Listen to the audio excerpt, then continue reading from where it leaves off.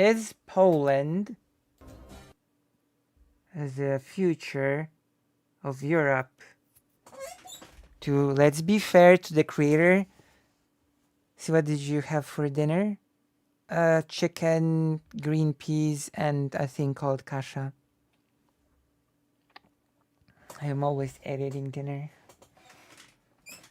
So to be fair to this person, this video is 5 years old. Even though I've checked some of their newer stuff, it's not significantly better. So I am pretty confident that this still represents... This is Aiden Paladin. Oh yes, and before we start, because I know that not many people will notice this, and I am a petty person. Academia is... Oh my gosh, jump scare. This person is basically a fasci type, okay? I'm gonna be quite honest. She thinks that, okay, we're gonna get into it. You're gonna hear it from the horse's mouth. I'm not gonna poison the well. But Kasha, boy beats mini. Her name is written incorrectly in Japanese. That is not how you write paladin. I will just say it. It says Parajin in here, and there is a way to elegantly write Paradin in Japanese. I know it's extremely petty, but I have this opportunity to say that this is incorrectly written in Japanese. There we go. My first criticism. So I'm gonna mock it endlessly. I'm gonna mock this without pause. I actually typed this into Google. No, this is Japanese. And she's not Polish. She's from the US. I typed this into Google because actually I do speak Japanese. And so Google just auto-corrected me to the correct version. Like Google just corrected me when I typed this in. I mean, we can do it now.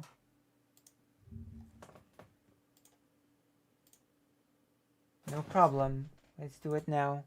Let's see. Maybe this time it won't correct me. Oh wow. Oh no, wait. It did correct me again. Oh no. Oh my goodness. Because I can. But yes.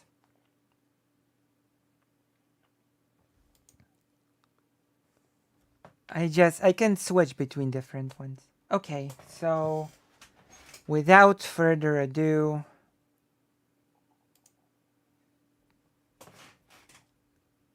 Aiden Paladin. I have notes. I have watched this before. I have prepared myself for this. So, some of you may not be aware of this, but Poland is fucking based. That's right. Really based. Prepare yourselves for racism, by the way. Really based. Poland, despite all of the Poland ball memes, is by far one of the most awesome countries in the European Union. That was 5 years ago. Things have gotten way worse since then, so according to her, probably Poland is more based than ever. I know, Jess. I know you know. Although it is really barely a part of it at this point. And in this video, which is likely to be a little bit maybe shorter than some of my others, at least by my standard, we're going to go over just exactly why. Thank God, because every single... I watched this video, okay? This is not a fresh watch. I pre-watched this. Okay? And I'm not joking. Every single sentence in this video is incorrect. Every few seconds I will have something to correct. It's not even funny. I think Vosley called this person out years ago, and he was an anti-JW. Oh my god! Like, okay, let's just continue. Every single sentence in this video will be incorrect, or 99%. Why Poland is so based, and why Poland is potentially part of the real future of Europe if What a joke. Europe is to have any future at all. Over the last few months, we have seen numerous examples of just how freaking Okay, so let's go. The Independence March is being showed here. And I've actually prepared for you some examples of that, interestingly enough. I come prepared.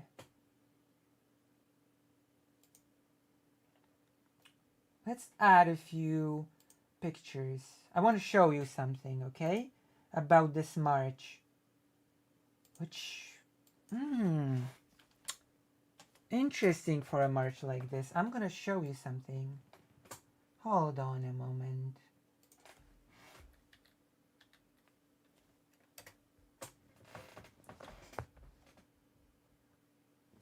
Independence March that she praises right off the bat.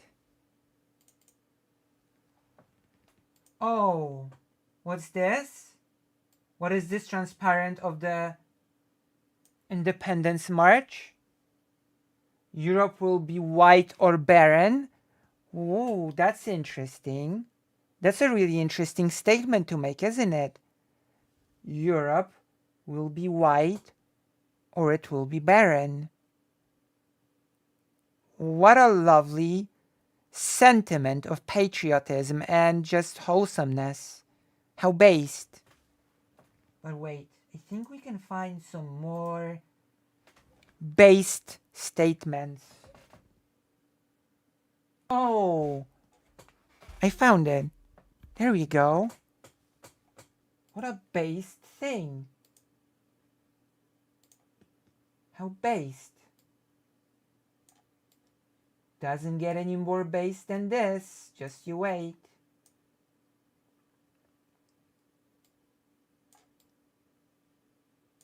Clean blood. Fresh mind. Wow. That sounds so wholesome. I'm so glad Poland is so based. Clean blood. Fresh mind. Europe will be white or it will be barren.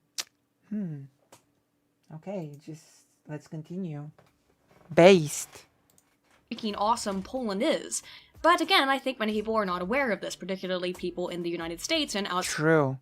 People don't know how based Poland is. I'm gonna change the title. of Europe. As such, and particularly given that I joined Duolingo last year for the express purpose of learning Polish. Oh no. I wonder. That was 5 years ago. I wonder how the progress went. Yeah, this video has a special surprise for you at the end. You will love it.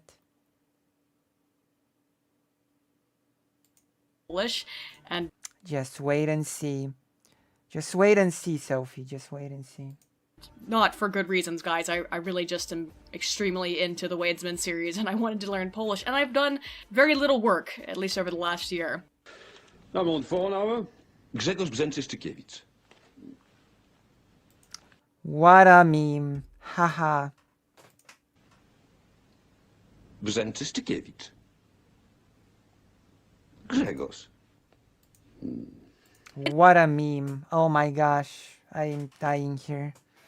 Brzęczyszczykiewicz. Oh my goodness. Grzegorz. What a meme. Did for a little bit, but I haven't been keeping up. But because I am very interested in Polish culture and language, and because... yeah. But because I am very interested in Polish culture and... From the US, of course. This person is from the US. Yes, this person's from the US, of course, naturally. What's worse, social scientist or Scientific, social. Okay. language, and because, yeah, Poland's been kind of awesome of late, I think it's time that we talked just a little bit about how bangin' Poland and a lot of East Europe is. So, Yeah, you're gonna see why she thinks Poland is based. You're gonna see. with that said, ja pierdolę kurwas! Let's get to And yes, I have no idea what she's saying here. This is supposed to be something in Polish, but I just cannot. I just. What? What? talking about Poland East Europe is. So, with that said, ja pierdolę kurwas! If it's what I think it is, and we're just gonna move on. Let's get to talking about Poland, shall we?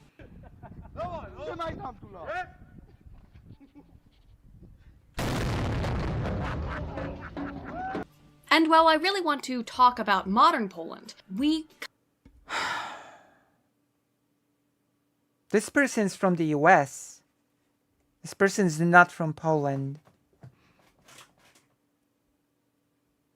kind of really can't start there. We have to go back to look into the history of Poland to really understand the current events. Not only because it's important to understand modern Polish politics, Here we go. And no, it isn't. Actually, in this case, I often say that history is important to understand our present, but in this case, in the case of what she's talking about, it absolutely is not. Anti-Western Western person who says Western civilization is the best. Well, but also because I think it's something that, again, many people, particularly non-Polish people, are likely unfamiliar with. And let me say this up front, guys. Let's be very frank. I am not the History Channel. I'm not a YouTube History Channel. And well, you're not. And yet, you're confident about this BS. though I would love to talk at length about the history of Poland, such as it has existed for over 1,000 years, I neither have the time in a single video, nor, by far, any sort of historical acumen to do so. True, you don't. You shouldn't. You should have skipped the history bit because it's unironically horrible. The history part of this video is unironically horrible. I'm not joking when I say every single sentence is incorrect. Every single one. And as such, will therefore be giving only the briefest and most simplistic of overviews of Polish history, primarily focusing on the last 300 or so years. Just be aware before we get into it that Poland is an ancient land and a very ancient people.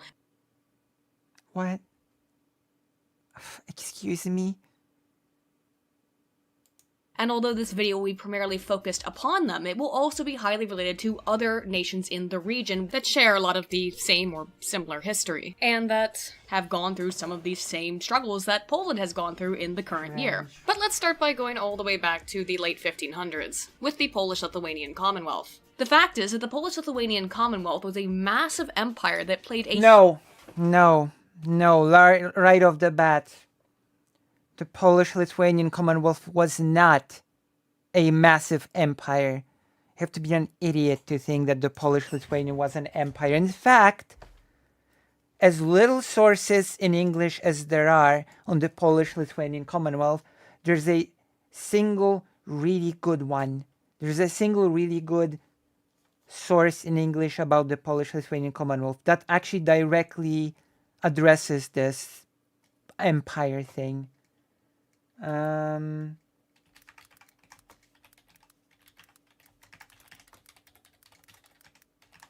me find the link.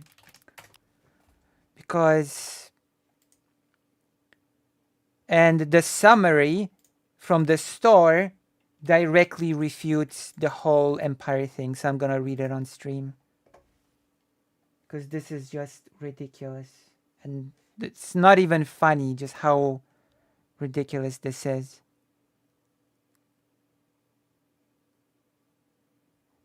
Okay, I'm not.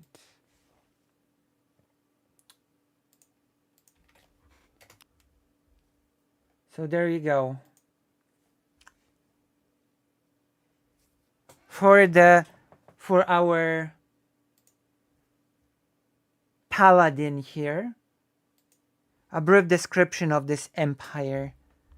The history of Eastern European, the history of Eastern, I guess, Europe. The history of Eastern Europe is dominated by the story of the rise of the Russian Empire, yet Russia only emerged as a major power after 1700. For 300 years, the greatest power in Eastern Europe was the union between the Kingdom of Poland and the Great Duchy of Lithuania, one of the longest lasting political unions in European history. Yet, because it ended in the late 1800th century, in what are misleadingly termed the partitions of Poland, it barely features in standard accounts of European history. The making of the Polish-Lithuanian Union, 1385-1569, tells a story of the formation of a consensual, decentralized, multinational, and religiously plural state built from below as much as above, that was founded by peaceful negotiation, not war and conquest. From its inception in 1385-6, a vision of political union was developed that proved attractive to Poles, Lithuanians, Ruthenians, and Germans. A union which was extended to include Prussia in the 1450s and Livonia in 1560s.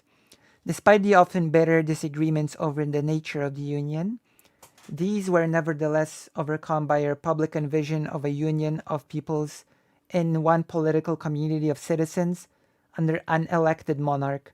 Robert Frost challenges interpretations of the Union informed by the idea that the emergence of the sovereign nation state represents the essence of political modernity and presents the Polish-Lithuanian Union as a case study of a composite state. Okay? Not an empire. Not an empire. But we're just getting started. This video is just beginning. This is just the warm-up. This is her, by the way. This is just the warm-up. Huge role in Eastern Europe during the late Renaissance period, including having a long and storied history in the removal of kebabs. That's not true.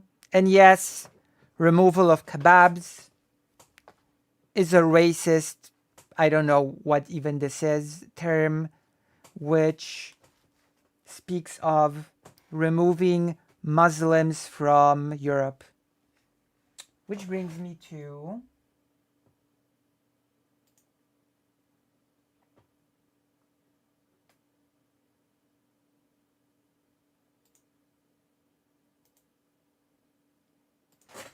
the Tatars.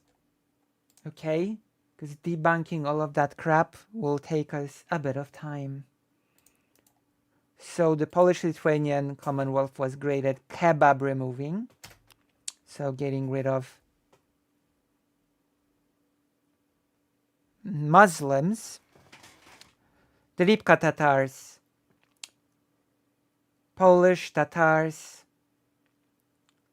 An ethnic are a Turkic ethnic group who originally settled in the Grand Duchy of Lithuania at the beginning of the 14th century. The first Tatar settlers tried to preserve their shamanistic religion and sought asylum among the non-Christian Lithuanians. Towards the end of the 14th century, another wave of Tatars, this time Muslims, were invited into the Grand Duchy by Vytautas the Great.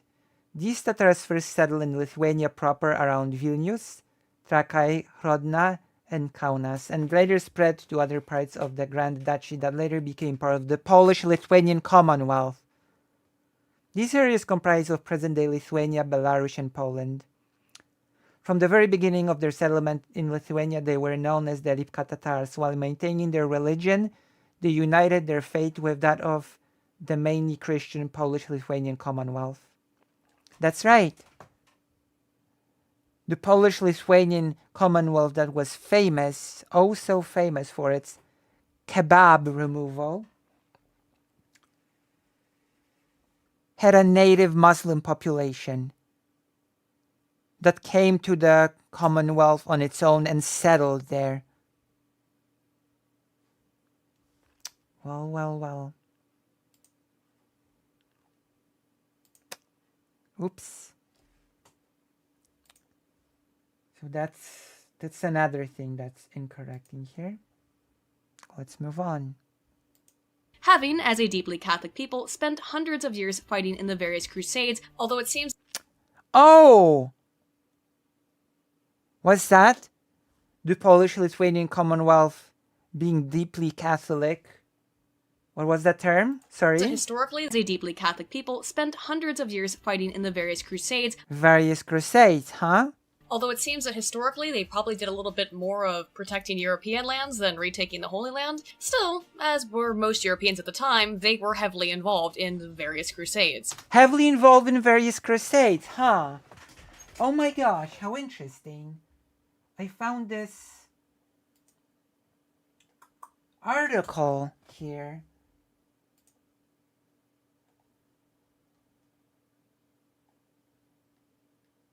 I'm gonna translate the sentence from Polish just so it's clear. It's an article from Polish, but I found it very interesting.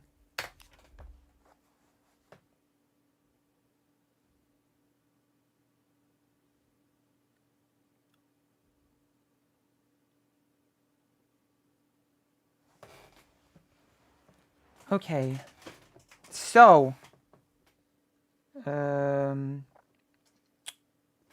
this person does not spark joy. True. So the participation of Polish people in the Crusades to the Holy Land was quite humble, which is why it is worth noting those very few that actually went to do it. Whoops. Yeah. The Polish-Lithuanian Commonwealth barely took part in any crusades. Again, the participation of Polish people in the crusades was very, very humble, which is why it's worth noting those few who actually did do it. That does not scream heavy involvement in the crusades. But as were most Europeans at the time, they were heavily involved in the various crusades. Heavily involved in various crusades. I'd like to see some examples of that. I'd like some citation on that. But in particular, the Poles had a hell of a lot to do with protecting European lands from the encroaching Ottoman forces. In particular, the Battle of Vienna, fought in 1683, is often cited as the major turning point in the siege of the Islamic Ottoman Empire. That's right. It's also cited as the moment when the Polish-Lithuanian Commonwealth helped Austria, which made it strong, which allowed it to later participate in the partition of the Polish-Lithuanian Commonwealth. And ironically enough, the Ottoman Empire was the only country in the region that protested against it. So in a way, in a very strange way, the Polish-Lithuanian Commonwealth has contributed to its own doom with this amazing historical victory. Upon Christian European civilization, and was a victory due in a very large part to the Commonwealth, the Winged Hussars. By far the most banging mounted unit of all time, mind you. Fight me on this, and you'll be sure to fail as hard as the Ottomans did. All under the leadership of John Sobieski III, whose name also graces my most beloved of all vodka Cringe. I swear. brands. The Polish were so adept at kebab removal, the Battle of Vienna Kebab removal. is viewed by many historians as one of the most important victories in the then 300-year-on Ottoman Habsburg War. But the Again, That victory allowed the Habsburg Empire to get stronger and later partitioned the Polish-Lithuanian Commonwealth. So this amazing victory was actually a huge mistake, as it turns out. These great victories were not without cost. Following the death of Sobieski, Poland became more or less a puppet state under indirect control of other European countries, or rulers, be it Austria, Russia, or Prussia, across which the nation was partitioned beginning in the late 1700s. The nation, I'm telling you, every single sentence is wrong in this video. First of all, what do you mean the nation was partitioned? Nation is not like a synonym to the word country, first of all. Second of all, the Polish-Lithuanian Commonwealth was not a nation state. It was a state of many nations. Oh God, let's move on. And with the beginning of the 1800s, with the official collapse of the Commonwealth, Poland as a modern nation had already been through a tumultuous period of being formed and then torn apart again and again. What? The Polish-Lithuanian Commonwealth was not a nation state. We already read a whole thing about it from a book. This dipshit doesn't realize the concept of nation state is like 100 years old. Yeah. Basically. Over the course of about 100 years, despite numerous rebellions and attempts at re-establishing sovereignty on the part of the Polish people. By the time of the First World War, Polish people made up 40% of the Polish-Lithuanian Commonwealth, by the way. 40% of the Polish-Lithuanian Commonwealth were ethnically Polish. 40. as a territory claimed by both Russians and Germans alike, Poland was a highly contested area and the site of great violence and tragedy, with the scorched earth policies of both Russia and Germany leaving hundreds of thousands of Poles dead. You won't guess where this video is going, by the way. Despite being granted nation status under the Treaty of Versailles, Poland was quickly besieged again, this time by the newly formed Soviet Russia in an attempt to reclaim the land. And although Poland won, finally, after about 20 years of relative independence, and despite the Polish-German non-aggression pact, Poland was conquered by the Nazi forces in 1939. Now, I need to be clear here. There has never been much love between the German and Polish people, with an old Polish proverb saying, yes, we need to add some caveats to this whole Nazi invasion, don't we? We need to add some nuance to this Nazi invasion thing, of course. Are we close to the section? We are close to the very interesting section of the video.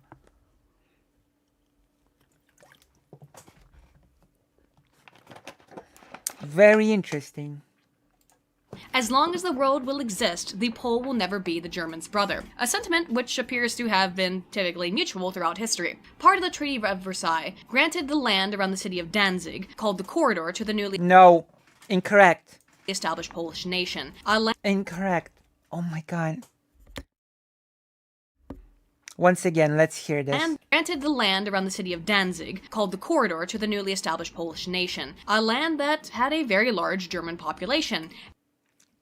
Danzig, or Gdańsk, was a free city, okay? Gdańsk was a free city. It wasn't part of the newly formed Poland. Gdańsk was a free city. And there was a great deal of ethnic German displacement that occurred in this region and other regions of Poland, beginning during the First Citation needed. I'm sorry, citation needed. World War and going on into the intermediary years until the Second. Although it is difficult to nail down very specific information about what exactly happened in so we have zero citation. Okay. precise detail to the ethnic Germans left in the corridor and other parts of Poland during the years that led up to its invasion by the Nazis, given the large amount of propaganda distributed on all sides. It does seem very likely that Germans were being persecuted, if not outright murdered, during the intermediary years between the First and Second World War in Poland. Given we don't really have any solid information, it seems that it happened. Okay, got it. There's a whole video that Shakespeare told me about how that says basically that the invasion of Nazi Germany was like justified because of the giant persecution of German people. It's Poland, particularly during the violent impetus behind the invasion, or at least the impetus that the we're not to the best part yet. We're not to the best part yet. German propaganda machine used to spur on German soldiers, known as Bloody Sunday, in which potentially hundreds of Germans and many Poles as well were killed in a conflict. Oh, conflict. Poor Germans and Polish people. That sounds like a pretty, you know, it's just conflict, right? Let me see. 'Cause I think there was something.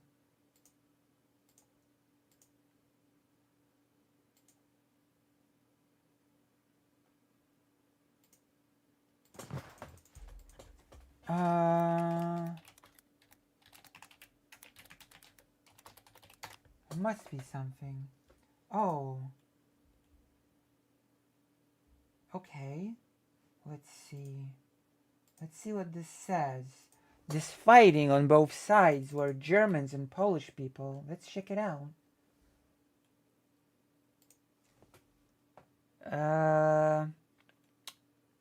They had a debate with Dylan Burns again about cutting aid to Ukraine. She had a debate with Dylan Burns about cutting aid to Ukraine. And I decided maybe I'll check this person out. This person who wants to cut aid to Ukraine. Let's see what their beliefs are. Their beliefs are interesting. Okay. The Częstochowa massacre, also known as the Bloody Monday, was committed by the German Wehrmacht forces beginning of the fourth day of the World War II in the Polish city Częstochowa between the 4th and 6th September 1939. The shootings, beatings, and plunder continued for 3 days in more than a dozen separate locations around the city. Approximately 1,140 Polish civilians, 150 of whom were ethnically Jewish, were murdered. Wow. Oh my gosh. Wait, what did she say about the Bloody Monday? Wait, let's again. I'm sorry. Regardless, potentially used to spur on German soldiers, or at least the impetus that World War in Poland, particularly during the violent impetus behind the invasion, or at least the impetus that the German propaganda machine used to spur on German soldiers, known as Bloody Sunday, in which potentially hundreds of Germans and many Poles as well were killed in a conflict. Regardless. Huh.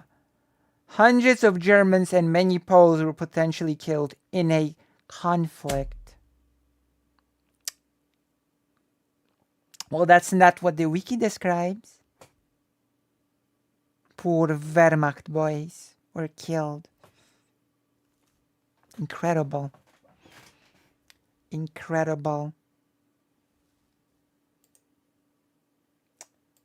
Don't worry, this video has a segment about the Holocaust.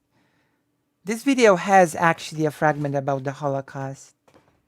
Regardless of the veracity of these claims, some of which, those, once again, generally originating from German propaganda machine, listed the death toll of Germans in Bloody Sunday in the tens of thousands. They were utilized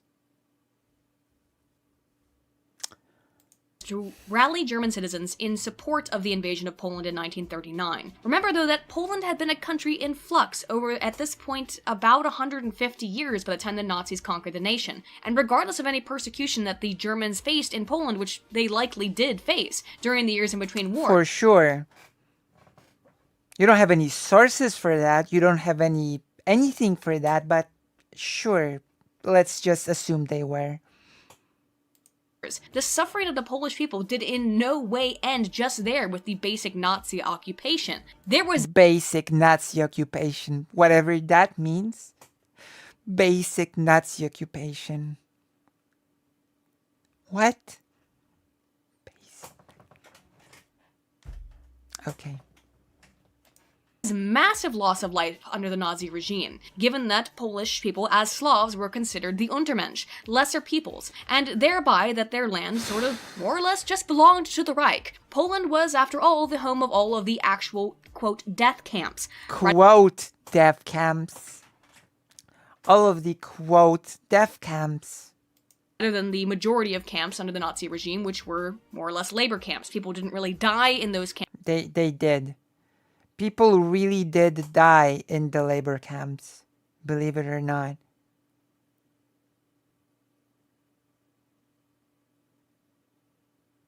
Okay?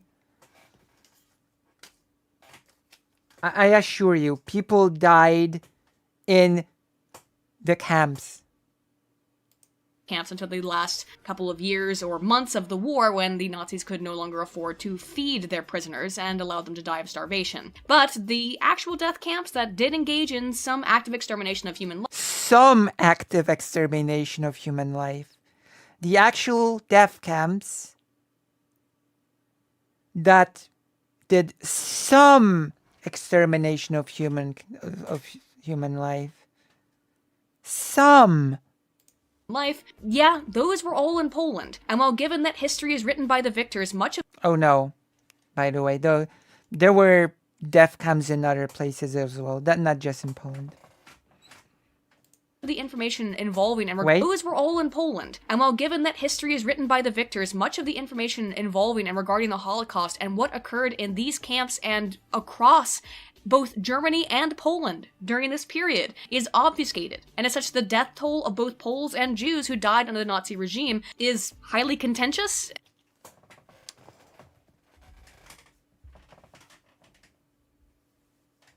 The number of Jewish people that died in the Holocaust is apparently highly contentious.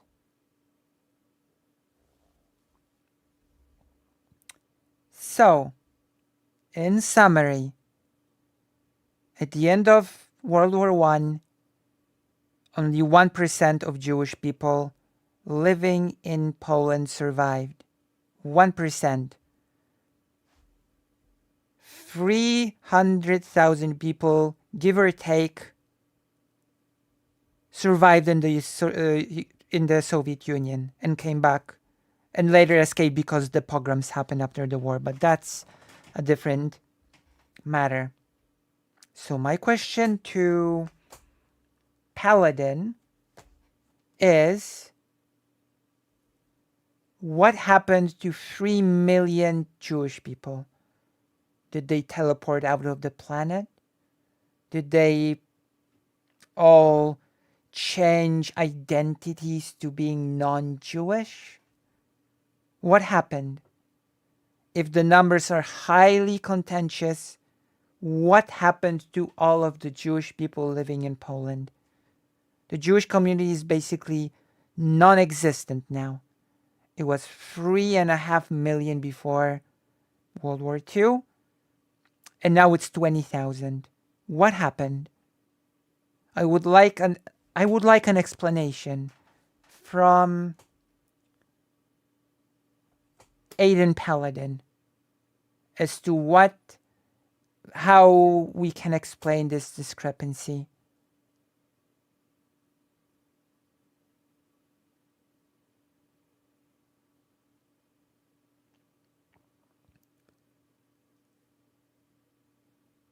Well, I just want to know, what happened to the 3 million Polish Jewish people that died?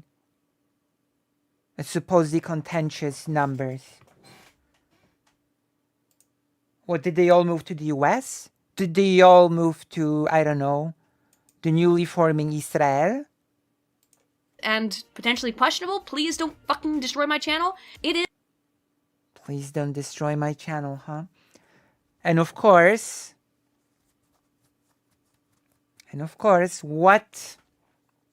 how can we explain that the number of Jewish people in the world still did not reach the number of people that was before the war?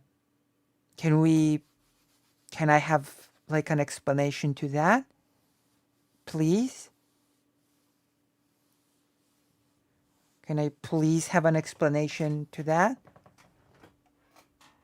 Is, without Like, after all these years, the number of Jewish people still, from what I've been told, did not reach the number from before the Holocaust. without question, I think, that hundreds of thousands of Polish lives were lost between conflict and incarceration. Hundreds of thousands. Even a real, even the super correct estimate places it above 1 million. So this is also incorrect. Hundreds of thousands of Polish people? This is, I've told you, every single sentence that this person says is incorrect. Every single one.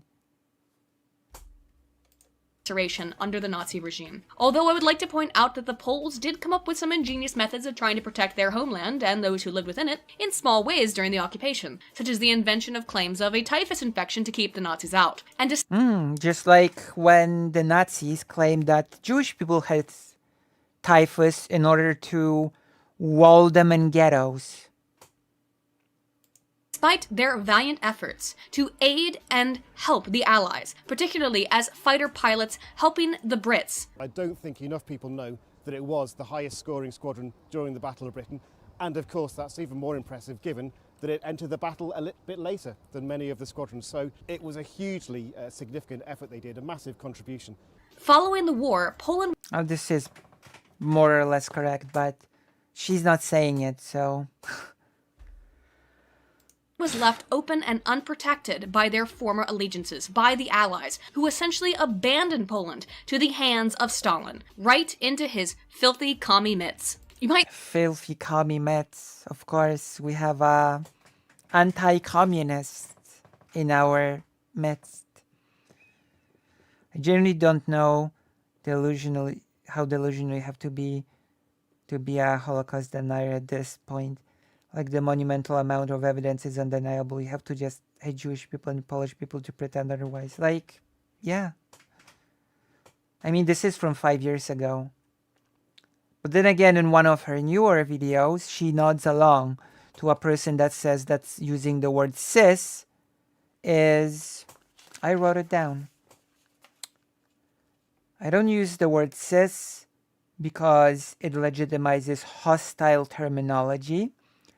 And legitimizing hostile terminology legitimizes hostile ideology. That's from 1 month ago. This is from 5 years ago. So technically speaking, this person's views could have changed in 5 years. But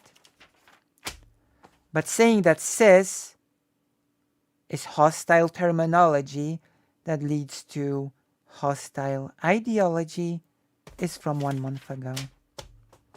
So it seems I don't know what that means. I have no clue.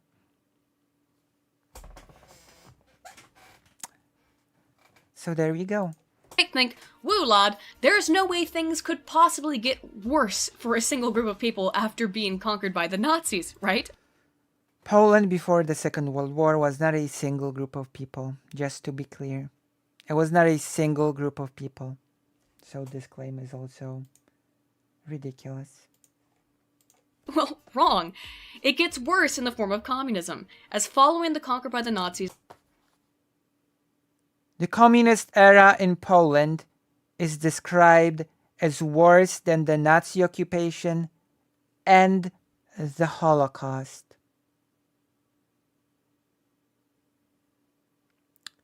I repeat, the communist era in Poland is described as worse than the Nazi occupation and the Holocaust.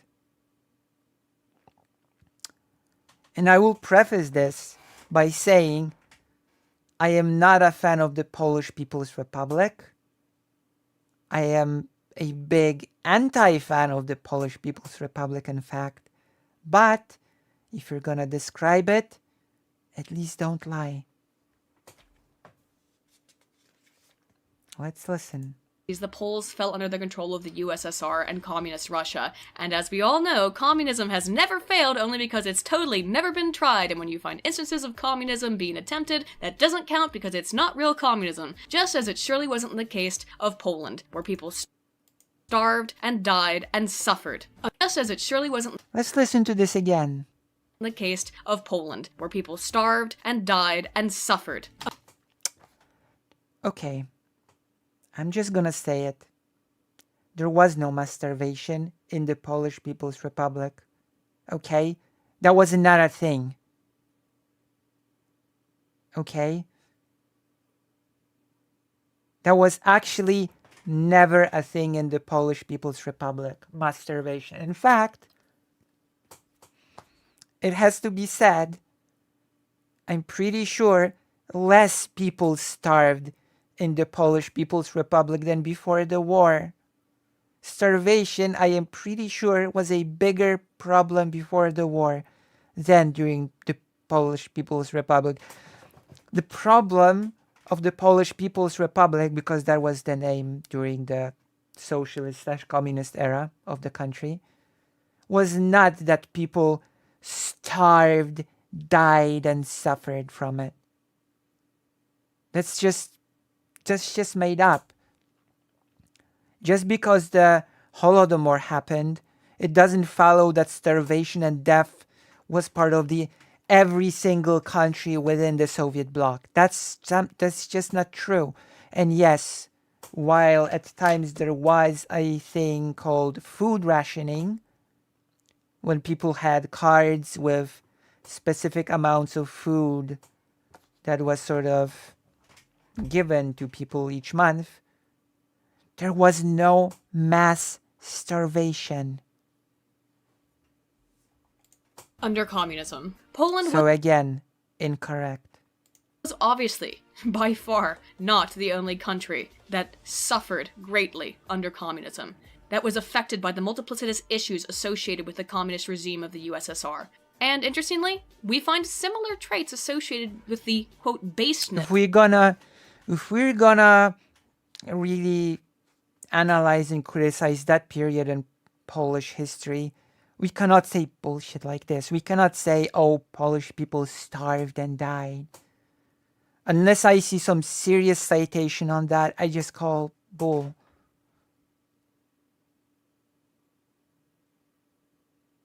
Yeah. Political repression, lack of, yeah.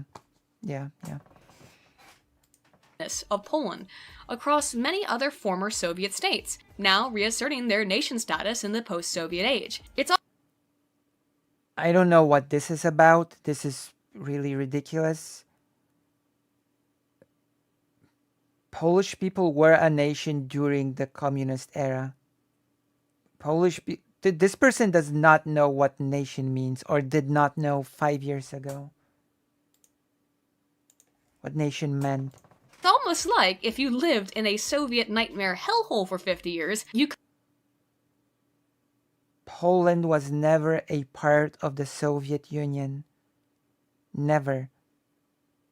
come out the other side quite aware of all the problems and concerns involved with communism and socialism, eh? And that's the point I kind of want to make here. When the Berlin Wall fell and the Soviet Union was disbanded, Poland, as with almost all of the previous Soviet states, had essentially Polish, as with almost all Soviet states, Poland has never been a Soviet state. Poland has been a satellite country, sort of, sure, but has never been a Soviet state.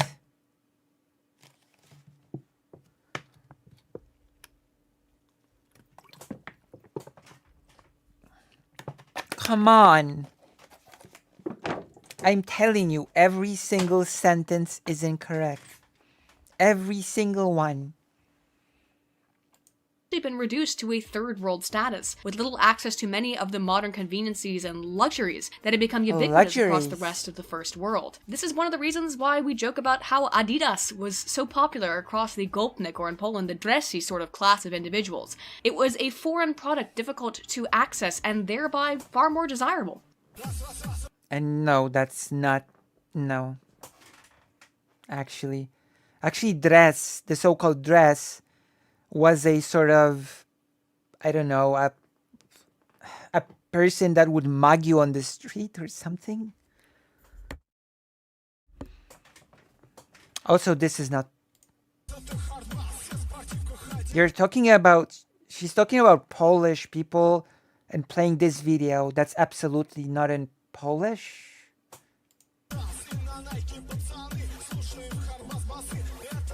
This is not Polish.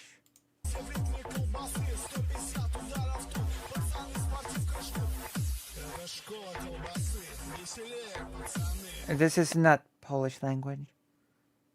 That's its psychological reactance for you, I suppose. You could ask Cialdini about his scarcity effect. Thus, access and acceptance into the European Union was a I feel like the issue is not knowing that you don't know. She's confidently ill-informed.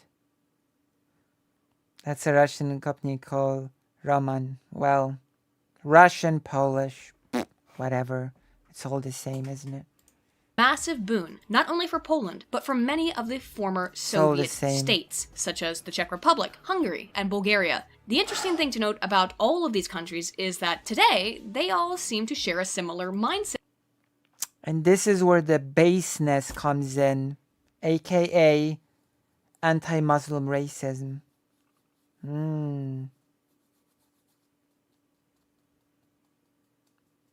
Yeah, they all the same beautiful anti-Muslim racism. Isn't that a beautiful bonding moment?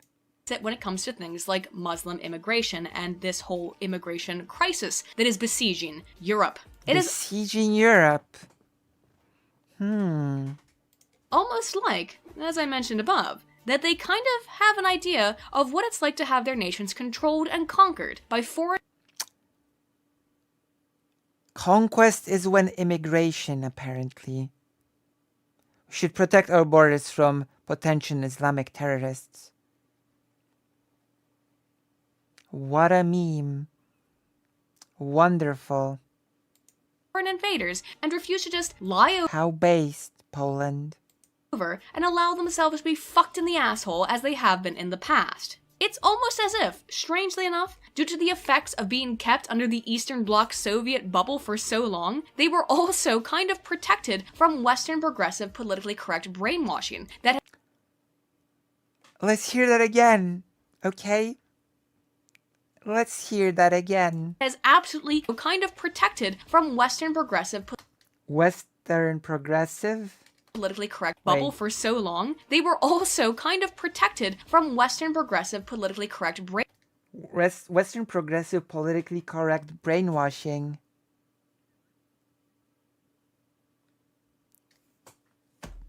Maybe she's changed from 5 years ago.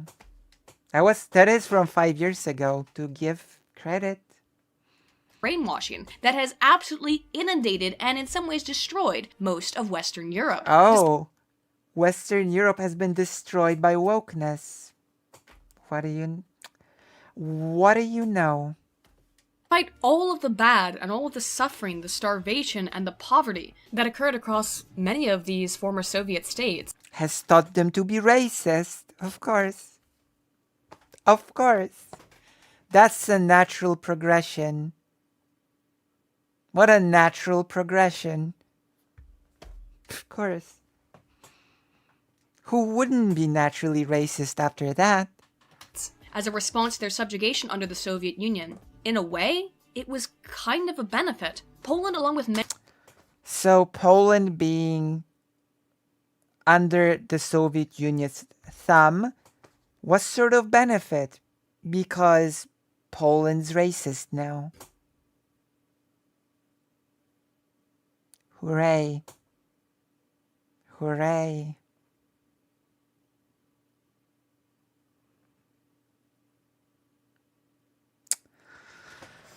Hooray. Many other Eastern European nations were essentially placed into a time capsule that was only opened in the early 1990s, and as such they were kept separated from some of the social and political changes that affected the rest of the West over the course of the 70s, 80s, and 90s. Thus, Poland, a country which for about 250 years has been denied its sovereignty, has finally become a succinct nation and has been made A succinct nation. You know, because the Polish-Lithuanian Commonwealth was a totally succinct nation, made of Polish people, Lithuanian people, Belarusian people, Ukrainian people, and Jewish people, Tatars, Armenians, and many other Germans. But yeah, sure, it was a succinct nation. Sure. part of the European Union, which strangely enough then appears to be dedicated to the self-destruction of Europe through the massive importation of third world Muslim migrants who Third world Muslim migrants are the self-destruction of the European Union.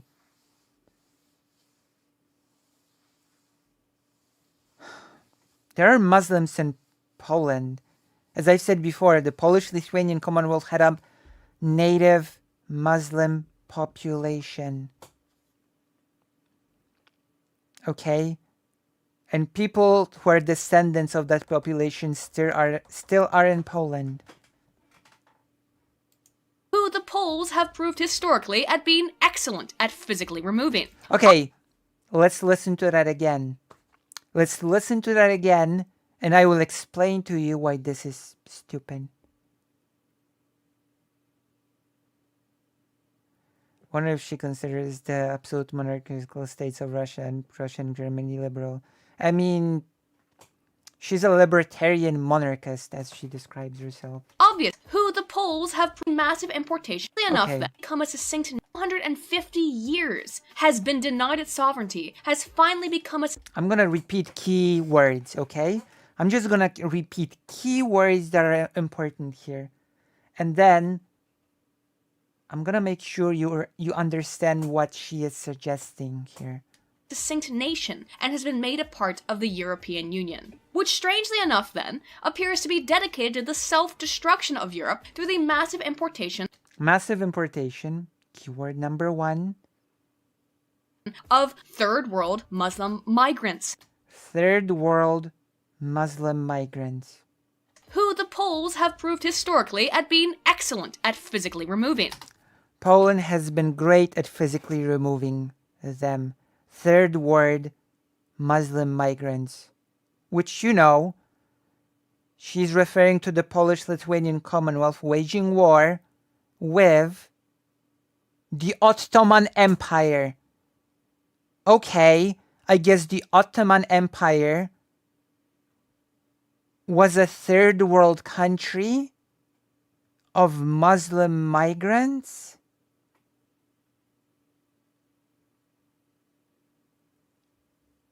What?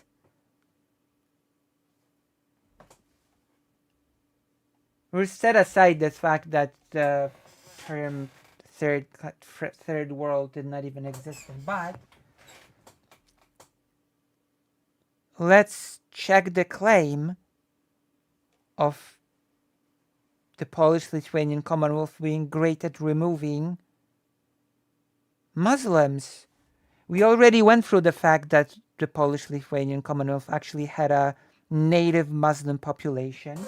But let's also see this. Oh, in the 16th century, the Turkish-Polish relations were usually peaceful or even friendly. In 1533, the king Zygmunt Stare had a big pact with the Sultan Suleiman. Unprecedented treaty. Oh. Interesting. Huh. Alright. Obviously, this presents a conflict of interest. Or if you are convinced as such Doesn't. that the Polish people and their distaste regarding the massive, predominantly Muslim migration to Europe is simply proof that the Poles are a bunch of raging racists, and Oh no, don't call Polish people racist just because they are being racist. they themselves need to learn a lesson. They need to take in a couple of million of refugees, right? And you wouldn't be wrong there, honestly. The Poles appear to love their nation and have been trying to protect their lands. The Polish love their nation. So the Polish love themselves. That nation is not a country. Nation is people, not a country. Country and nations are not synonymous terms. From invaders for It falls to Poland to stop a Muslim horde. 2017. It falls to Poland. You get the drill. You get the drill. over 10 centuries. But have I not just explained why they might feel that way today? They just got their nation back after What does that mean? They just got their nation back. What does that mean? I find this attitude kind of bigoted and insulting towards Eastern Europeans, as if they're just poor and educated to care about high fleeting ideas like true. almost 300 years of confusion, disarray, multiple types of conquering, and partitioning. Gee. I'm dumbfounded. I'm dumbfounded. There's so many positive comments under this brain dead video.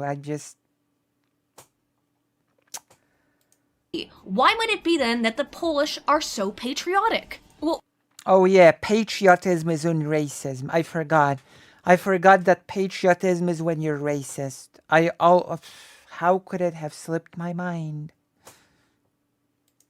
apparently, that right there, patriotism, that's the real problem. Recently, the Polish people celebrated their national holiday, a celebration The Independence March. Again.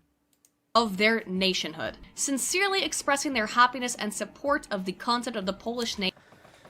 Did you know that in 2020, the beautiful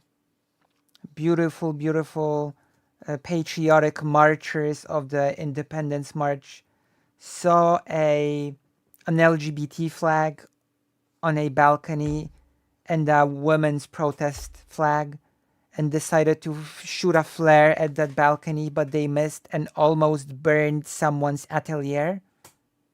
Did you know that? Now you know. What a beautiful march. Really. Sincerely. How beautiful. How based. Poland is so based. Nation as its citizens. Now, how was this event reported by the international media, as much as it was?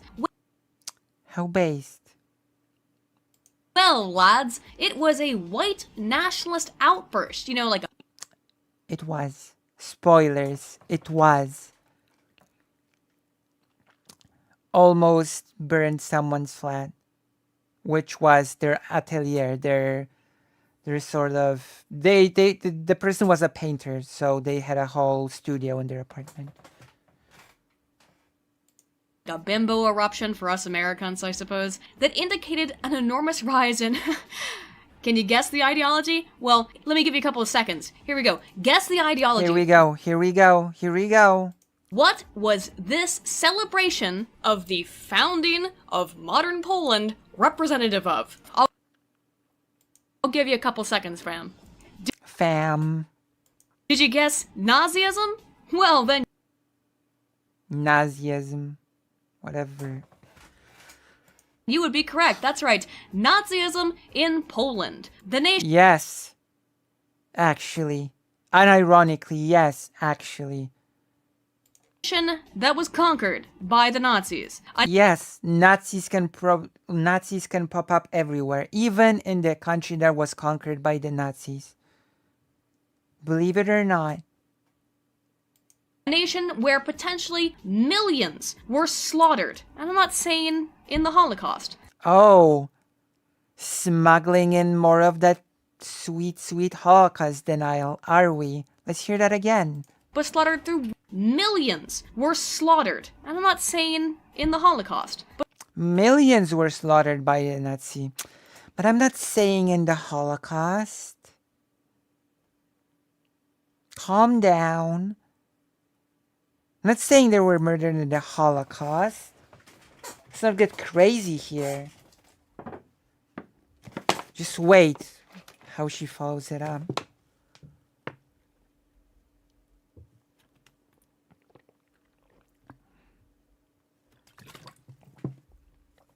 Just you wait, okay? It's gonna be worth your dime. It's gonna be worth your time. slaughtered through millions were slaughtered. And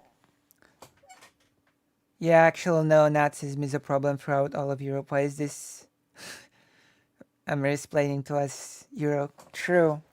I'm not saying in the Holocaust, but slaughtered through war.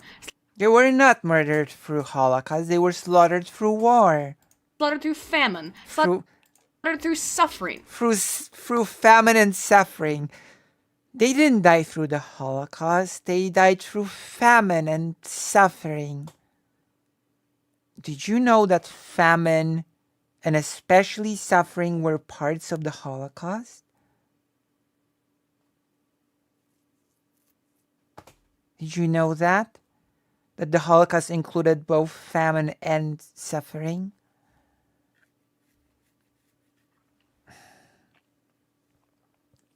Oh my God. Have you realized something by this point? Or at this point, rather? Have you noticed something about this person? If not, I might have to tell you directly. She's a real idiot. That's right. I hate to be mean. I hate to say it. She's a real idiot.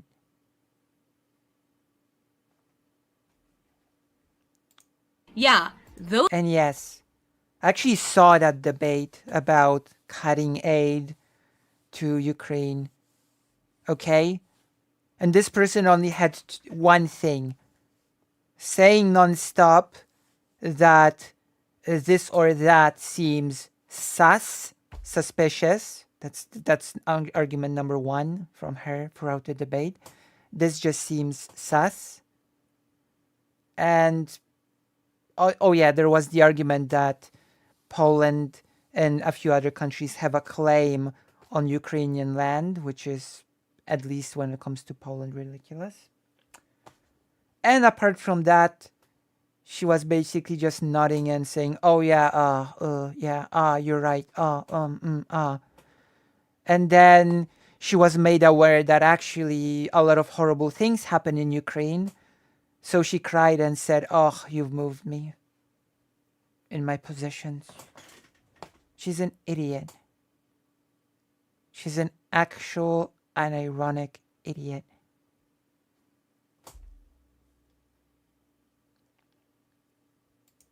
people who are now throwing confetti in the streets are only doing so to support Nazism by celebrating their Well, you know, only geniuses. Idiota. That's actually the man version. You would say idiotka, because even the word idiot is in fact gendered in Polish.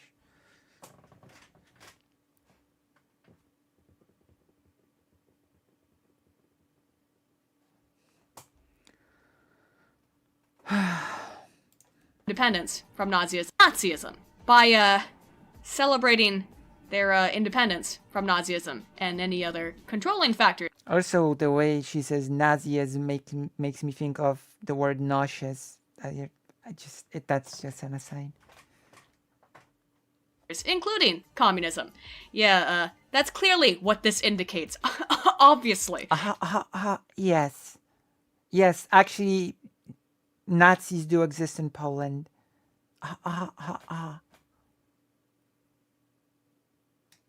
That's the only logical option here. Or Or at least that's the way that it was perceived by... No, the only logical option is that Poland was protected under the Soviet bubble from not becoming racist. That's the logical explanation.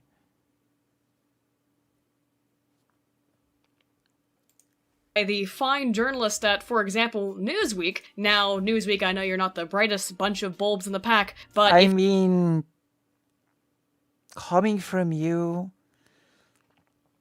I don't think that means much when you call people not bright. I don't... 129,000 subscribers. if you think that waving around a flag that contains the colors both red... Recently, is your name Lucy or just your YouTube channel name trans girl or real girl or something else? Sorry if this is offensive. Please don't answer if it makes you uncomfortable. Just really curious about it. What does real girl mean? Justin Lee. Born a girl. Oh my goodness. The answer is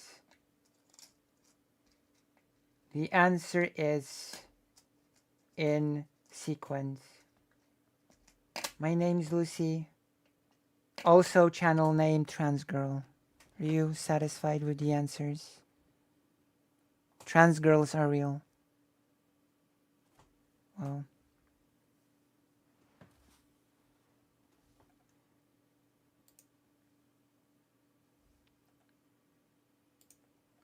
the answer is yes.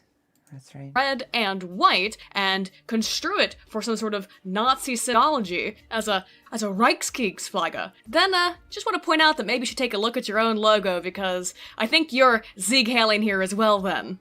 Yes, that's right. This display of nationalism is clearly just some sort of crypto-fascist secret signaling on a mass level. I'm not even gonna comment on that. Also, how did you find the stream, Justin Lee?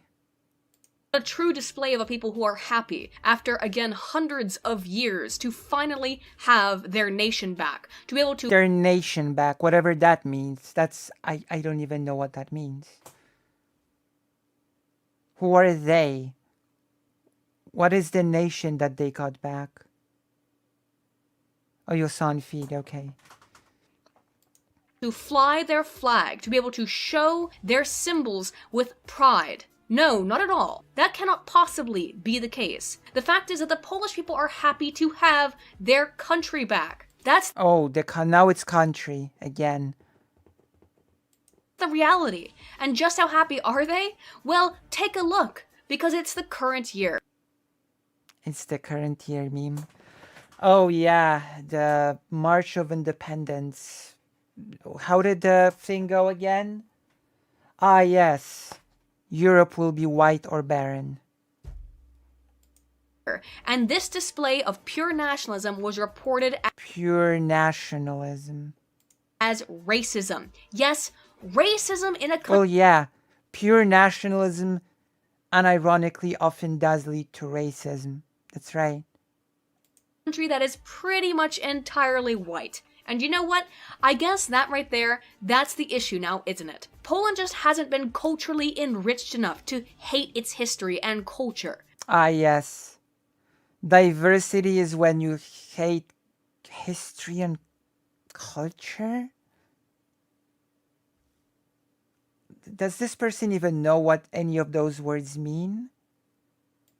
And symbols. Now, has it? The irony is that these Poles, just happy in the celebration of their culture, were being called Nazis. And that irony, it's not lost upon me, nor should it be lost upon anyone. That is ironic. Ironic. Yeah. Clean blood and fresh mind. Sure. Pure blood. Oh yeah, actually the term pure blood fits better. Pure blood and fresh mind. People conquered by the Nazis and then again by the Soviets finally get their nation back, and how I'm not gonna repeat it again. Dare they feel some pride in the culture that they were finally able to regain? This is Janusz Korwin-Mikke. Okay? The person I'm gonna quote you some of the things that Janusz Korwin-Mikke said just recently. Although wait, she's about to play him in a few seconds.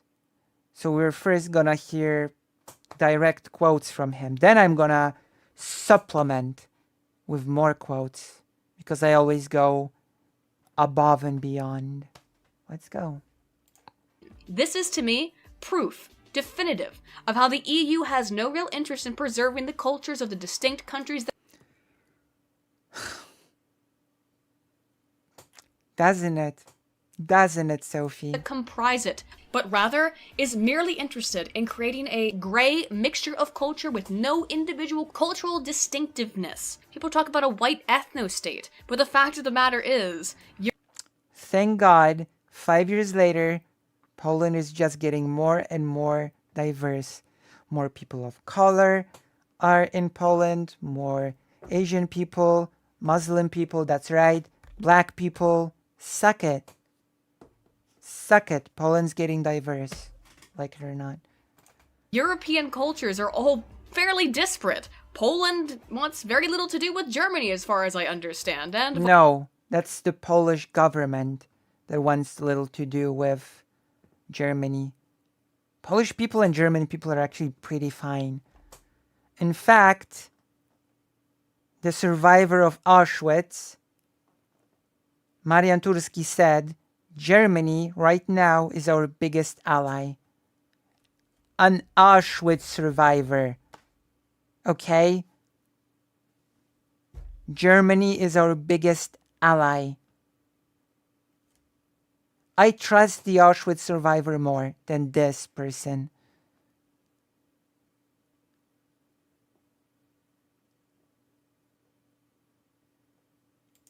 vice versa, for instance. These are distinct cultures, and the people of Poland want to celebrate theirs. And as far as I'm concerned, and I think anyone should be concerned, good on them. It took them 300 years to get their true independence. And you want to shit? Also 300 years to get their true independence. Where did that number come from? 300 years. You don't get 300 years between 1795 and 1989. You just don't. When did 300 years come from?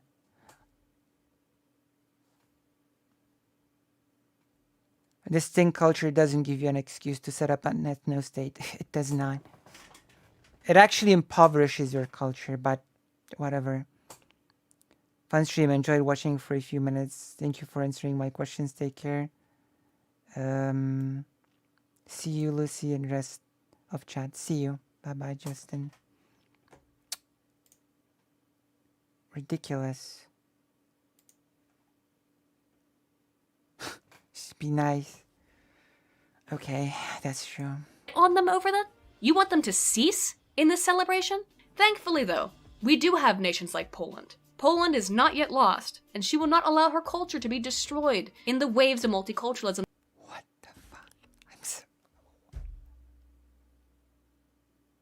Poland has historically been multicultural. The history of Poland is the history of multiculturalism. Even Tamil nationalists get this. They're more about religious autonomy and inclusions of non.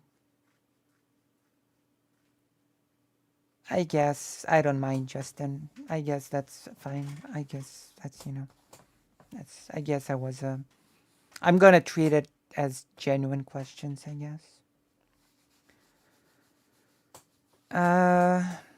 Yeah. Stalin actually made Poland after the war artificially ethno-state-like, but never before in history has Poland been an ethnically, a mono-ethnic country. Only after World War II that happened. That are being enforced by the EU. And the Poles have made their opinion towards this Like, multiculturalism is literally part of Poland's history, if you want to treat it like a super linear thing. push overwhelmingly evident, with, for example, this publication from 2017, which depicted a woman clad in the flag of the Super. I'm just gonna Google this. European. For example, this publication from 2017, which depicted a woman clad in the flag of the European Union being grabbed and molested by, well, mostly brown hands. Mostly brown hands, huh? Poland wants nothing to do with your multi-culti. Wow. Citing a tabloid. How wonderful. Bullshit. While Poland has obviously the most based MEP in the entirety of the EU, perhaps the only Here we go. Janusz Korwin-Mikke. The most based person. one willing to obviously the most based MEP in the entirety of the The most based MEP in the entirety of EU. EU, perhaps the only one willing to speak the truth about the problems faced by Europe through. Just wait. She's gonna play a video of Janusz Korwin-Mikke. And she thinks that it looks good. The mass importation of Muslims and Importation. the migration of Muslims to the region. Jest to absurdalna polityka, podczas zalew Europy śmieciem ludzkim. This is a ridiculous policy that results in Europe being flooded with human garbage. Let's state this clear. Human garbage that does not want to work. This is a Polish politician called Janusz Korwin-Mikke. He is the co-creator of the Confederation Party. He's a total lunatic. But our paladin here has called him based. To jest miasto śmieciem ludzkim, który nie chce pracować. I Ameryka zbudowała potęgę. The America built its power because it took in immigrants willing to work and did not give any handouts. Bo przyjmowała imigrantów chcących pracować, bo nie dawała im żadnych zasiłków. A my niszczymy We are ruining Europe and this policy is the cause of downfall of Europe. Thank you. Europę. I ta polityka jest przypadkiem upadku Europy. Dziękuję za uwagę.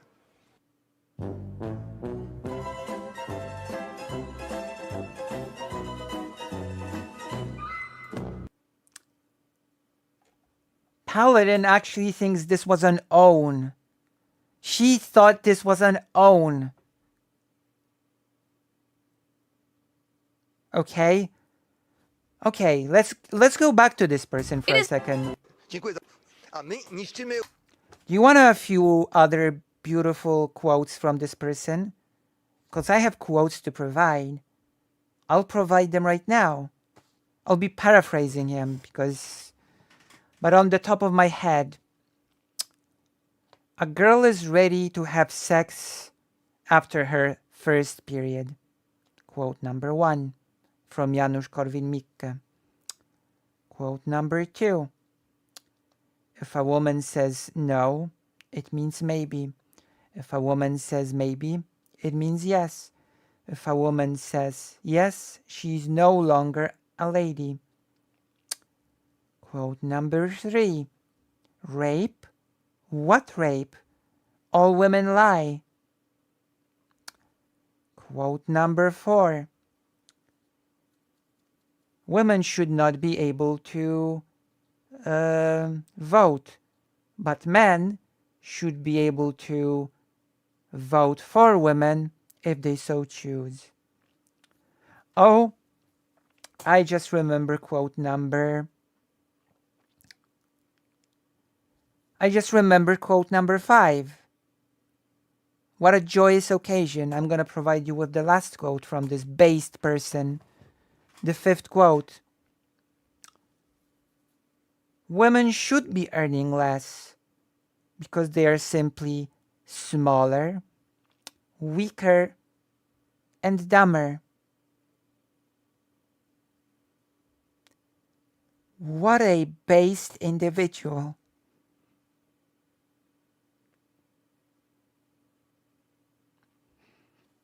What a based individual. Let's hear that description again, shall we?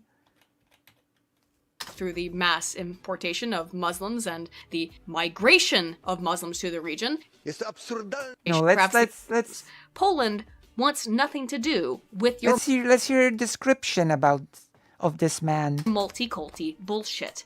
While Poland has obviously the most based MEP in the entirety of the EU, perhaps the only one willing to speak the truth about the problems faced by Europe through the mass importation of Muslims and the migration of Muslims to the region. Jest to absurdalna polityka, podczas zalew Europy śmieciem ludzkim. To jest miasto śmieciem ludzkim, który nie chce pracować. I Ameryka zbudowała potęgę, bo przyjmowała imigrantów. What a meme. In the EU.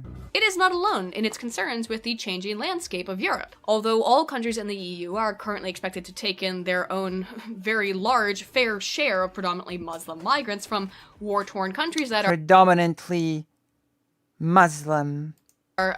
Well, massively not at war, predominantly. Oh yeah, war-torn refugees that come from countries that don't actually have war. Not at war, the population of which contains, as we've been over, almost exclusively adult fighting age males. Males.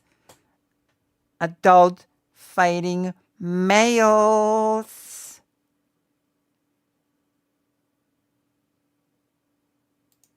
Yeah, Poland is at least in some ways leading the way in a general disgust in Eastern Europe toward unwanted foreigners who...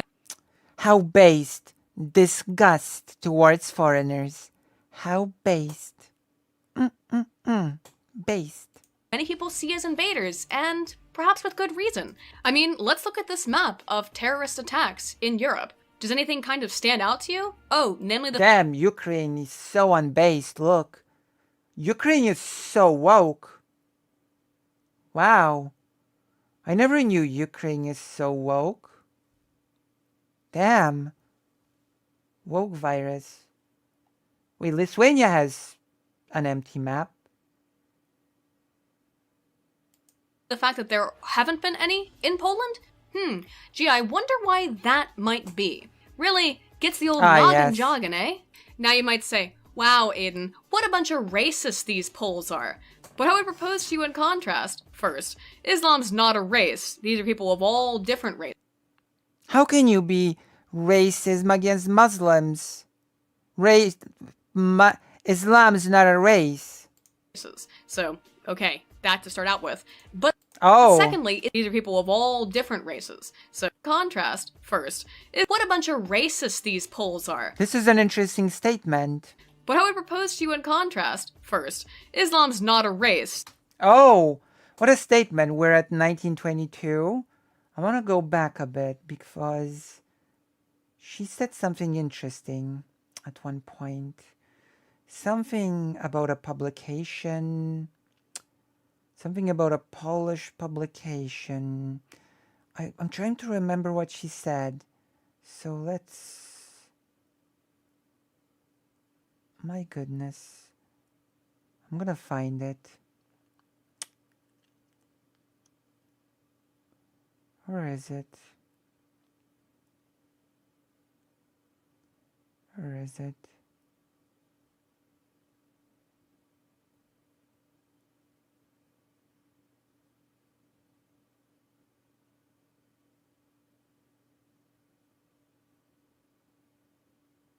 Something about women being assaulted by mainly brown hands. Was it? Whatever, you know what I mean. Somiostatic can fix it in post. These are people of all different races. So, okay, that to start out with. But secondly, is it not the right of people who have, in particular, suffered from disorganization and destruction of their Oh, let's see, the Polish economy is on its way up. The last thing it needs is immigrants demanding subsidies and refusing to work or to... What?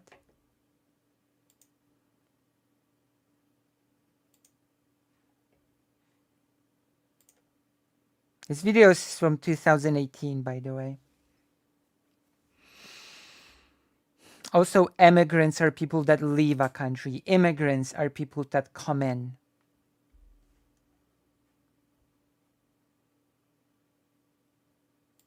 Nation for nearly 300 years, and moreover have only re-established the very concept of their country, their concept of what it is to be Poland within the last 20 to 30, that they don't want to import thousands of people who fundamentally are unlikely to integrate. Well, according to Paladin here, Crusaders and Spanish Inquisitors were actually based, probably, so I'm not sure if that comparison would land.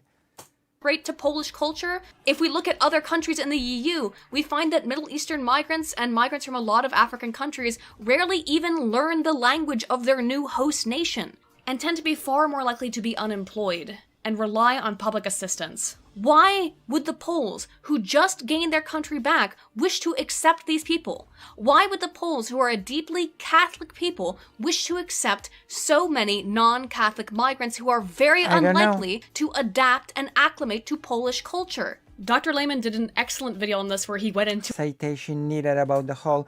Oh! Wait!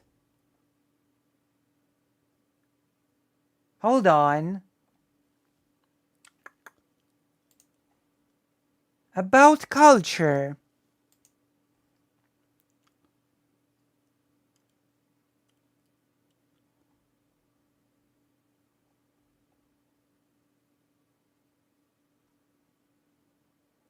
At that time, there was a huge spike of interest of the nobility of the East.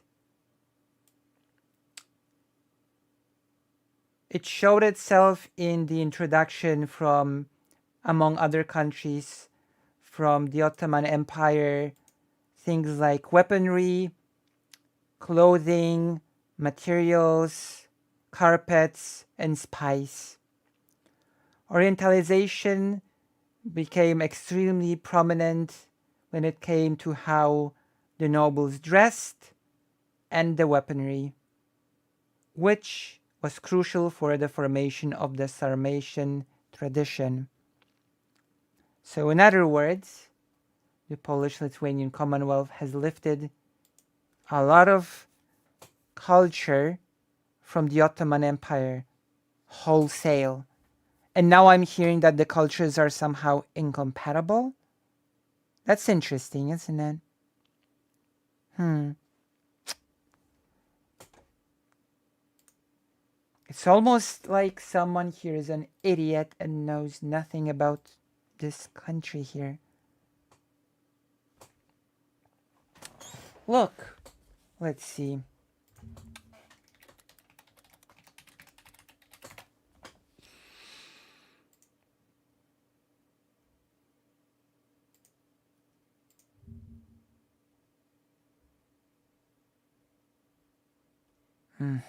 I need images.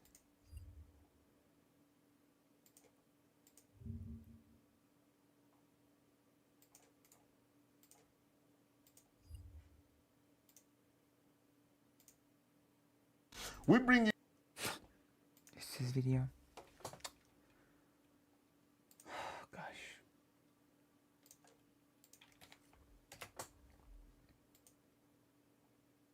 Interesting, isn't it?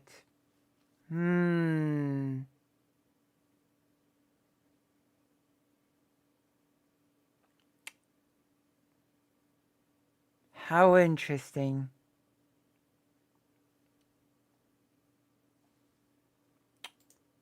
But oh well. Totally incompatible cultures for sure. For to sure. it in some extreme detail and read a lot of studies that I frankly can't read because I read neither German nor French. So How shocking. a little clip from that, and please go check out the entire video. I will link it below. Poland as a nation has been particularly outspoken about this, despite its continued membership in the EU, which is The government has been unspoken, particularly the Law and Justice, because Law and Justice had been in power by that time. contentious as of right now. But they are far from the only nation to express these concerns. Following a recent demand that Poland take in more Muslim migrants, which they've basically taken in none. Amazing. A Polish politician demanded in place that the German government, being more or less the head of the EU, pay $1 trillion in reparations to Poland for the war crimes incurred during the Second World War under the Nazi regime. Oh yeah. Poland actually said it didn't want reparations from Germany because the USSR made Poland do so. Poland also rejected the Marshall Plan. Despite any real response to the request, this was a message to the EU that Poland was essentially not to be fucked with. And the Poles Not to be fucked with. God. are still telling the EU to fuck off. And again, they're not alone. Hungary is right there along with them. Now they're Yay. Orban's Hungary together with Yay. What an image. Based. So based. there are NGOs essentially begging the EU for more money and gifts so that they can support migrants in countries like Hungary and Poland because, frankly, the government wants fucking nothing to do with it. And speaking Poland is losing billions of euro because of its horrible anti-democratic policy. Just so you know. Right now. 5 years later. of Poland's bestie, Hungary, they too have taken some fairly intense measures to prevent unwanted migrants during this ongoing European, quote, migrant crisis, with some MEPs suggesting that pigs potentially be used along the border to terrify and scare off Muslim migrants, or Amazing. That's not racist at all. No, no, no. in nearby Bulgaria with the ongoing escapades of a vigilante who is more or less allowed to do as he wishes by the government and roams across the countryside in advanced paramilitary gear, including a How based. helicopter and a tank on the lookout for illegal migrants. Well, it's clear that most of these post-Soviet nations want fucking nothing to do with these predominantly Muslim migrants. Now, isn't it? Poland is not alone in this. Eastern Europe is fed up. And why might that be? Is it just because they're a bunch of white racists? This is incredible. This video is just... It just dropped into my lap. Unannounced. Well, that sort of depends again on your definition of racism. As far as I'm concerned, given Islam is not a race but a religion, and Predominantly brown hands. these countries have generally a 1,000-year-old history, if not more, of kicking Muslims out of European lands, I would say this is The Polish-Lithuanian Commonwealth had a native Muslim population, and that Muslim population lives still in Poland. You're an idiot. You really are. more of a cultural disagreement than a racial one. But hey, you can be the judge of that. For most of these nations, I can, and I will. Yes. I can be the judge of that, yeah. Poland included, they were deprived of expressing their national identity for years as members of these impoverished and repressed Soviet Eastern Bloc states. These hardy and strong, industrious people suffered under the essential culturalness that communism requires. They lost their identity. They lost their religion. They lost their... No! What the... No!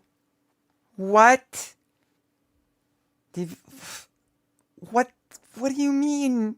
No. This is so stupid. This is beyond stupid. What does any of that mean? No, Polish people did not lose their national identity during the communist era. What? Their culture. And as such, when they came back from the restrictions under which they were held under communism, many of them were desperate for a return to the cultures of their forefathers, to their history, to their ancestry. Given communism's denial of religion and individual cultures be replaced... And yet the Catholic Church existed during the communist era in Poland. With the state as totally representative of all culture, from the family to the national level, it is no wonder why these people were so starved for their own history. If you have some kind of gut response to this as I swear to God. negative, I would ask you, friend, why? Why is it such a bad thing for the I do have a negative reaction to this, correct? And you're not my friend. You think it's a kink, maybe she really wants to date some Polish person. I don't think her attempts are really working. I mean, this was 5 years ago. She has not gotten better. Spoilers. She's not gotten better in those 5 years. Polish to want to be, well, Polish, to celebrate Polish culture. But why is it not a bad thing in turn for the Japanese to want to be Japanese? For the Israelis What does that even mean? to want to be Jewish? And I'm not even gonna unpack the whole for Israeli to want to be Jewish. Because that's oh God, that's a whole thing that we could be getting into.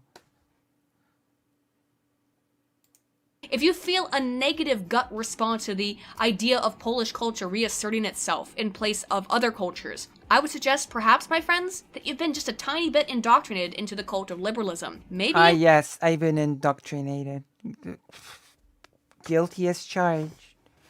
in ways you haven't even considered. The fact is that if you think it's okay for one culture to maintain its individuality, to maintain itself as independent, such as the Japanese, then How to say she/he in Polish, Lucy? She is ona, he is on.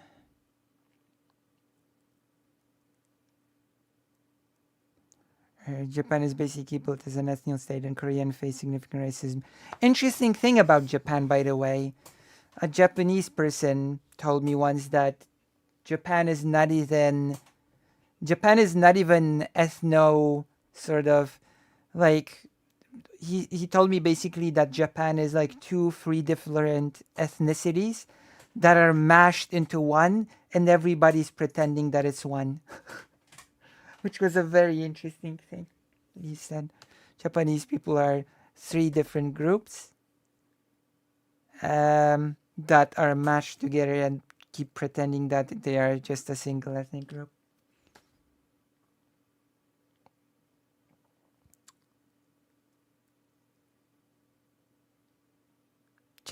Modern Japanese people are not one ethnicity to begin with, so okay, let's continue. it should be similarly okay for the Polish. Moi tomodachi, my kolega. My tomodachi. What wonderful Japanese skills from this person that couldn't even write paladin correctly in Japanese. I think maybe most disturbing to those who like to claim that this rise in nationalism in Poland and other Eastern European nations is akin to Nazism, again, hilarious in its irony, is that many of those who seem so keen to speak out about their love for their nation are young people, 20 or 30-somethings who grew up either during the end of the Soviet era or shortly after its end. And that means they're people who experienced just how awful life was under communism and foreign rule without the ability. Ah, yes. What does communism have to do with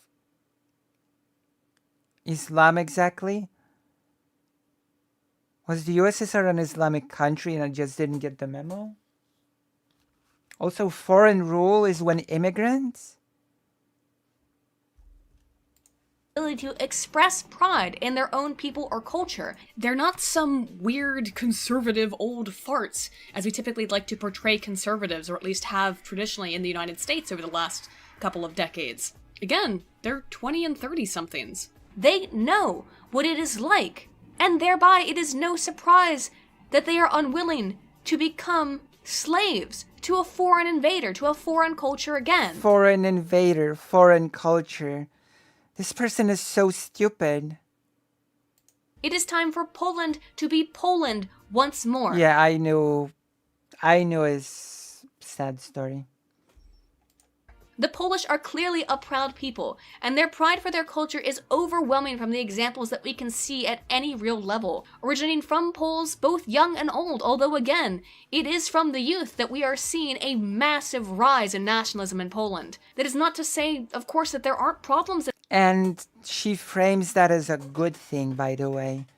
The rise of nationalism in Poland. In Polish politics. For example, the government is, from my very outside perspective, and feel free to shit on me in the comments if you believe me to be wrong, apparently more or less controlled by the Vatican. Given again that Poland is a deeply religious and I'm sorry, what? highly Catholic. Apparently more very outside perspective, and feel free to shit on me in the comments if you believe me to be wrong. From my very say, of course, that there aren't problems in Polish politics. For example, the government is, from my very outside perspective, and feel free to shit on me in the comments if you You're an idiot. Oh my god.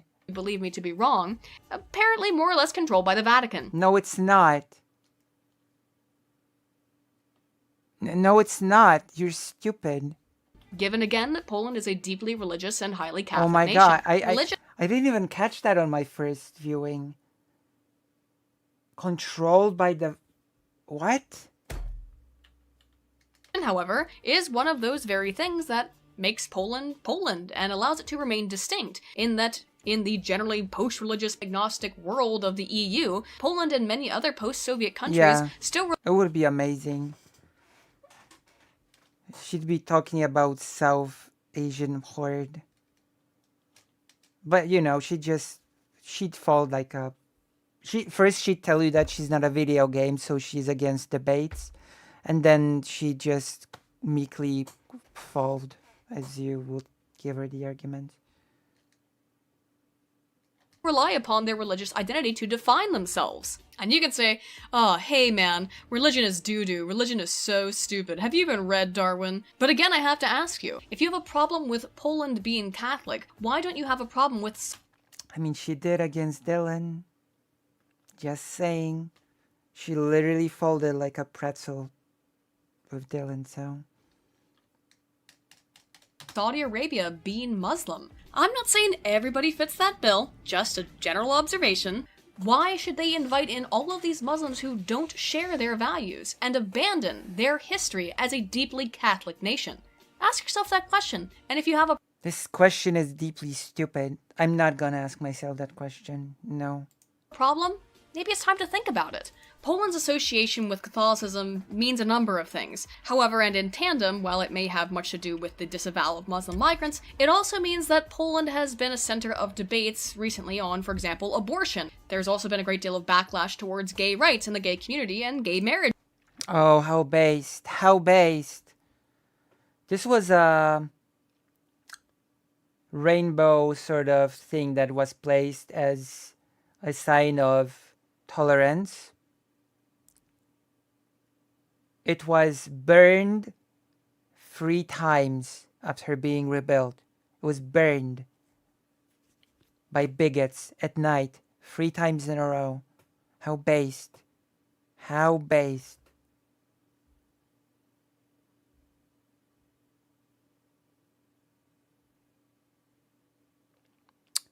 How based that this installation was destroyed 3 times in a row. Amazing. The only xenophobia that exists in Japan is between the main island and the people of Okinawa Island. In the nation. Thus, if so far I have overly sold Poland as some sort of paradise, which I certainly did not mean to do, as I've said, Poland has many issues financially as well. For any of my liberal friends out there, just kind of be aware of this, you know? They're not going to take too kindly to your degeneracy. But... They're not gonna take kindly to your degeneracy.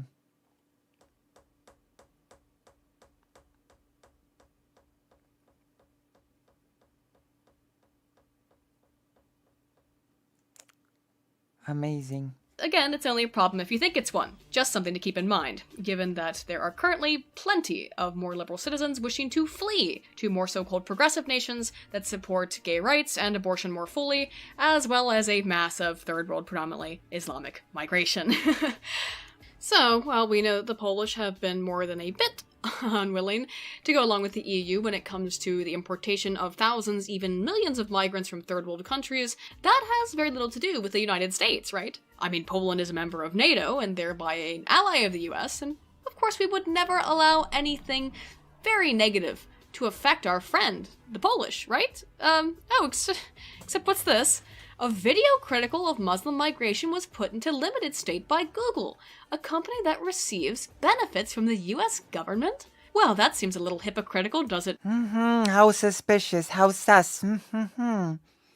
not? Here's the thing. Regardless of your opinion on net neutrality, so long as Poland is a NATO member, it is antithetical to the United States to fund any company that offends a nation to which we are allies. So do you understand how fucked up this is, guys? This is an official YouTube channel, the official YouTube channel of the nation of Poland, and one of their videos was placed in limited mode, meaning that it can't be commented on or easily shared. It was essentially hidden. Well, that sounds like the way to treat a US ally now, isn't it? And I must admit, guys, while the video was quickly taken out of limited state, the fact that it was placed in it at all is a little bit absurd, right? Could you Absurd. imagine a video like this about how Sweden is dying and ethnic Swedes need to get the fuck over it, being put into a Replaced. The great replacement theory, of course. Naturally. limited state because it's so offensive? Well, that would be just outright racist, surely. Yet the Polish people wishing to maintain their sovereignty, the sovereignty that they had been denied of and stripped of, The loss of sovereignty is when immigration.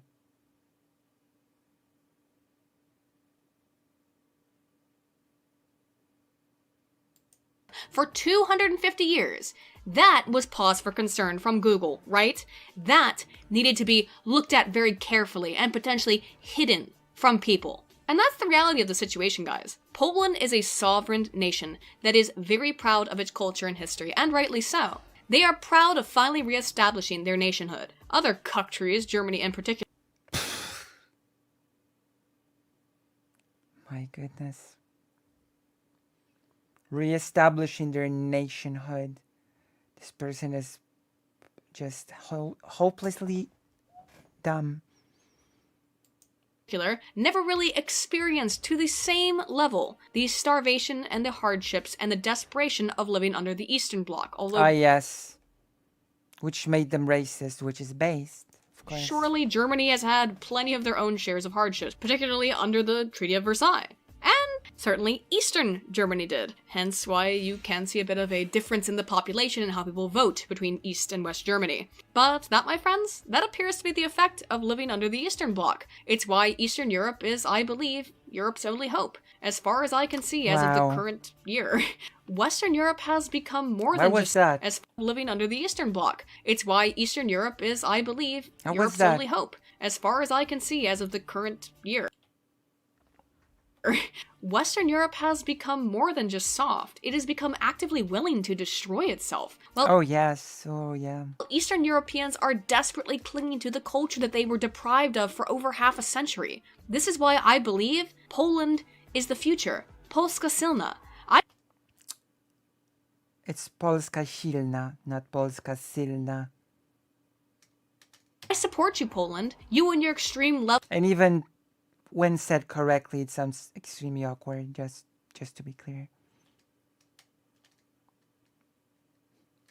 levels not only of beautiful Current day, well, speaking true. nationalism, which sincerely brings me to tears sometimes, Ah, yes, ultra-nationalism brings her to tears. like certain levels not is the future. Polska silna. I support you, Poland. You and your extreme levels not only of beautiful nationalism, which sincerely brings me to tears sometimes, like seriously, this brings me to tears, but just sheer extremities of not giving a fucking shit. I salute you, kollega, my friends. For everyone else, I suggest you take a look at Poland to see nationalism assert itself not only naturally, but healthily. And the fact that it apparently triggers leftists. Healthy nationalism is when racism, of course.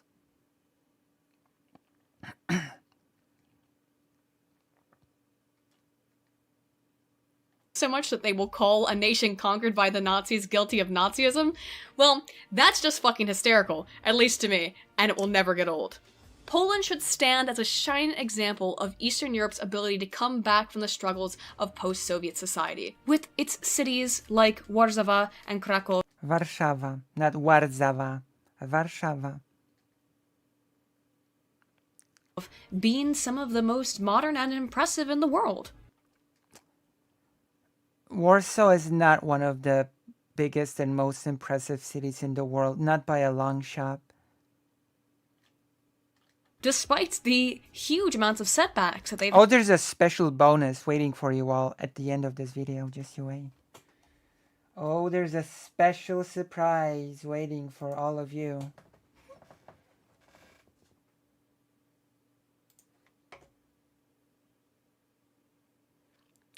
A special bonus. had to reach the place that they're currently patient? at. I mean, sure, they're not the most, but they're doing quite well. The economy is successful, despite the massive disadvantages of having been Soviet shitholes not even 30 years ago. They're modern cities today. I guarantee you Trump wouldn't have any problem taking a little vacation in Warsaw.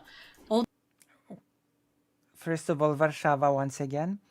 Second of all, nobody wants Trump taking vacation in Warszawa. No, please, no. Oh my God, no, please. Although there are still many problems socially and economically in countries like Poland, her best friend she sadly shares no border with, Hungary, as well as Bulgaria, the Czech Republic, Hungary is the best example. Orban's Hungary.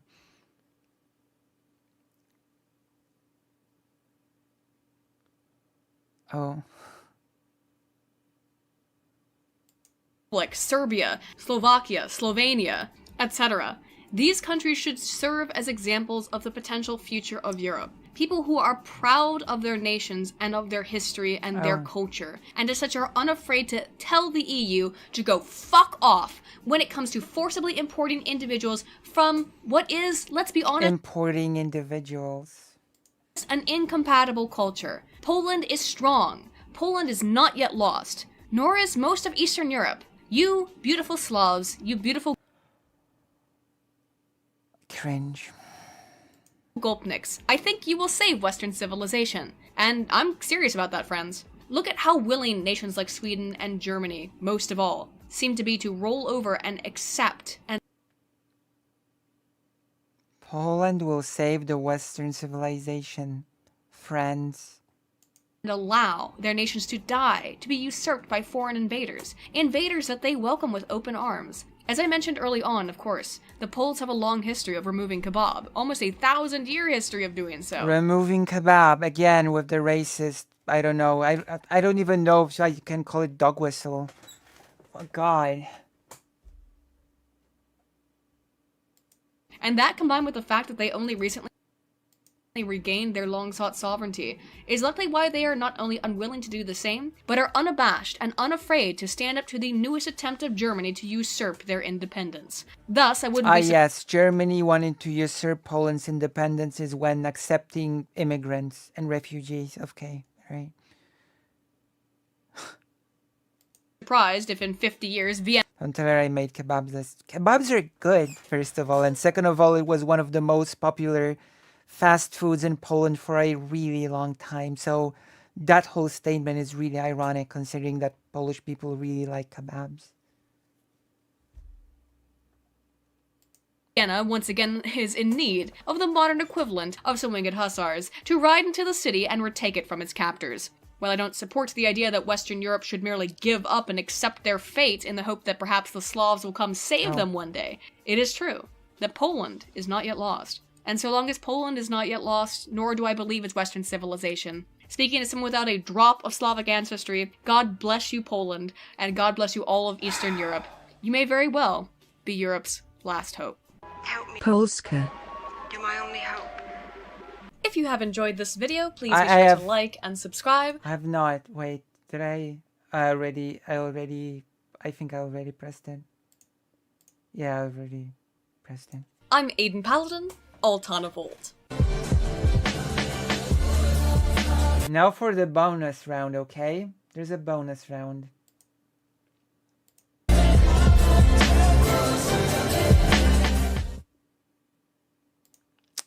Wait for it.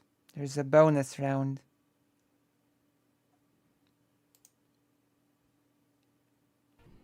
Well, I guess if you guys actually waited this long after the end of the credits, I guess you deserve this. I did say on Twitter I was going to do it, but hang on, guys, it's gonna be really bad, and you're all gonna make fun of me. So, It is, and I will. I guess at least the announcement is correct. The announcement is correct. It is bad, and I will make fun of it. Yeah, she has shown her face. She debated with Dylan using her own face. I can show you. I can show you how she looks like in a second.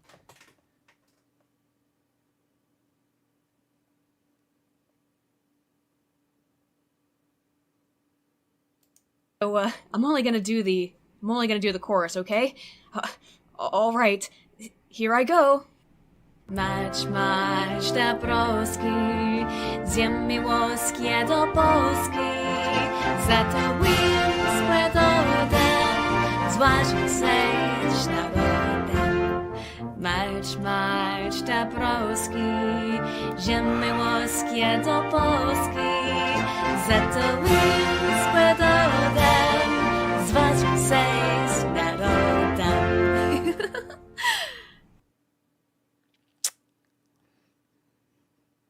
That's right. That was the bonus round. Her singing the anthem. Amazing. Oh, she butchered it. So we're gonna analyze it now. It should be ziemi włoskiej do Polski. And it is ziemi, I don't know.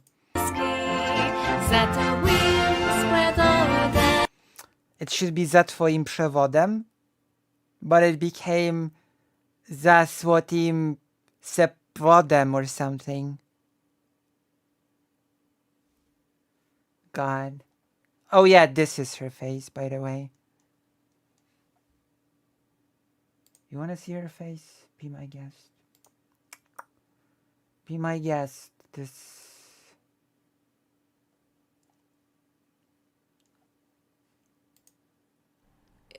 Because I'm a cisgender white woman. And so... And yes, we're gonna hear some of her new opinions now from this video. This is her. This is how she looks like 5 years later. Can we watch the Dylan debate? We could. We can, yeah. But it's so late. Can we watch it tomorrow? I think I should finish stream. And I'm gonna do like a, oh god, how to call it? An emergency stream tomorrow because I have to address Israel.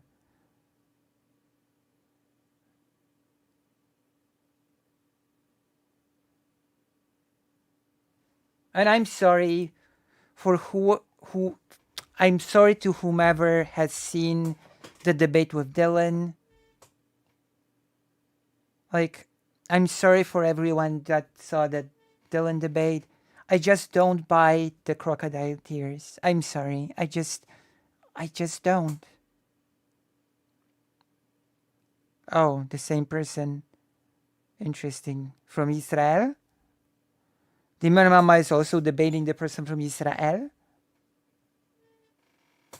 Really? It's interesting.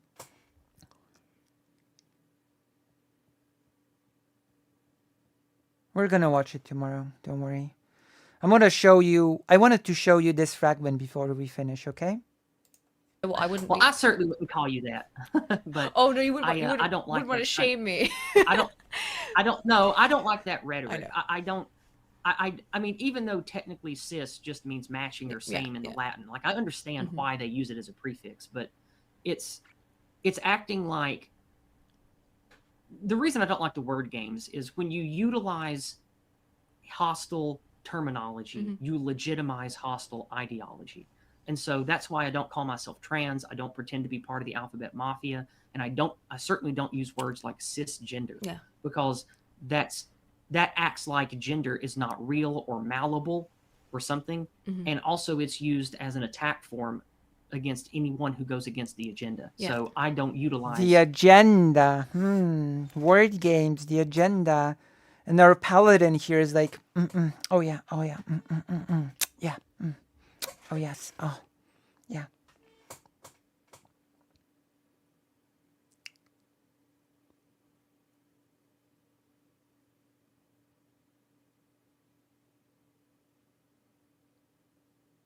Like, I just don't buy the crocodile tears about Ukraine from this person. I just don't.